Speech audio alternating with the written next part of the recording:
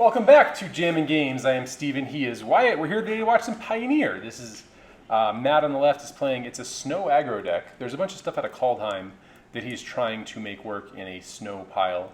Queen on the right playing Burn. Queen always plays Burn. Yeah. Very competently. Is this Burn or is it the Prowess deck? He called it Burn. This is in Pioneer also. Yeah, I'm pretty sure there's a Prowess. Is there really? It's the, what's it called? He's got Viashino Pyromancer and Ghitu Lavarunner. I'm going to say this is Burn. Here's a Monastery, Swift and a Skullcrack Mage. Both those have Prowess. But I don't think those are the creatures that... And here's a 1-mana Lightning Bolt to give him Prowess triggers. So good. So good. So Matt is going to have a lot of cards I just don't know the names of. Yeah, these creatures do something. It's a creature from Kaldheim that costs 1 mana. Mm-hmm.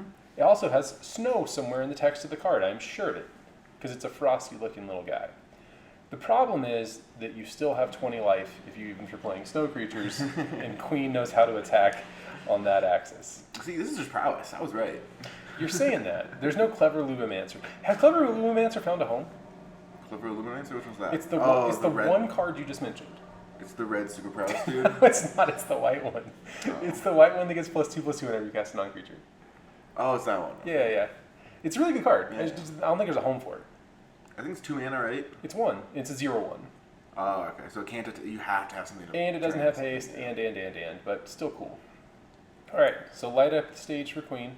I wonder if his Eidolon will have a huge effect, or if there's like one. I don't know. If you're ahead on board and life, I think that's good. The problem is, if you're Queen, there's a Draugr Necromancer. Yes. Matt could play literally any card I've ever heard of right now. I don't know what one card in this deck's going to be. And if you're Queen, the danger is that he has a 4-mana 5/5 or something like that. That he just slams, takes no damage, and then I have no clue what blocks this card all is. your dudes. For some reason, Matt now has Skullcrack Mage under the shiny card. I do not know what Draugr does. This is like watching Yu-Gi-Oh! When you're like 10, and none of the cards do what they say they do. And you're like, whoa, it's because they're in a graveyard with Zombie Kid. Zombie Kid. Do you never remember that episode? No. They introduced a mechanic in one episode. I may have seen more Yo-Yo than I'm letting on, but there's an episode where there's Graveyard Kid gets Yugi to fight him in a graveyard, and because of that, all of his graveyard monsters get extra graveyard. It's like it makes no sense, but it happens sometimes. I feel like that's what Matt's doing. Okay. Do you get back a Skullcrack Mage when Draugr dies? I have no idea. Okay. It attacked for 3, so I know its power is 3, which means that's a pretty good card. All right. Some blocks. Yep. Let's see if Queen casts some spells to Prowess creatures. Good phone call, right on time. Would you like to answer that? Remind me in 15 minutes. That's Asmodee. Asmodee has changed their login system, so I can't get it into order board games anymore. Or you're just going to tell everybody that? Yeah, everyone now knows. I'm putting Asmodee on blast officially. So Queen taking looks a less than favorable trade on some of these things here.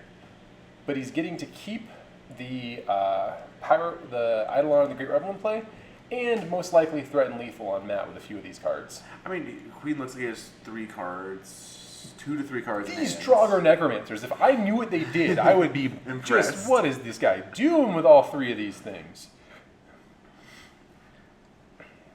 I mean, Matt can no longer cast a spell unless it costs more than 4. Yeah. And Queen needs a bolt.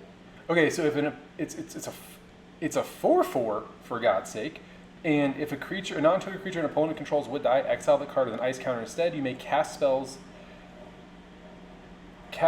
from among cards and exile your opponent's own with ice counters on them, and you may spend mana from snow sources as though it was mana of any color.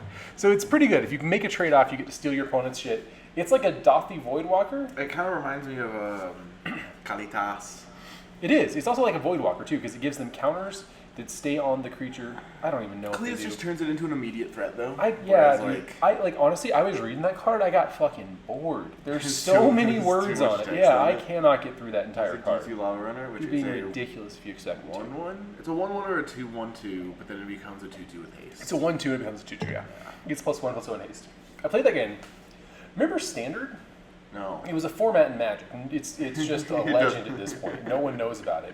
But I played it in paper, and I played Blue-Red Prowess with that guy, and I thought he was really cool. So Queen was getting ready to Searing Blood a creature with 2 toughness, but because of Matt's deck, he has no idea what the card does, so he had to read it for a second. I don't know what that card does at all. He looked at it and didn't Searing Blood it. So here's a Skewer. Yeah.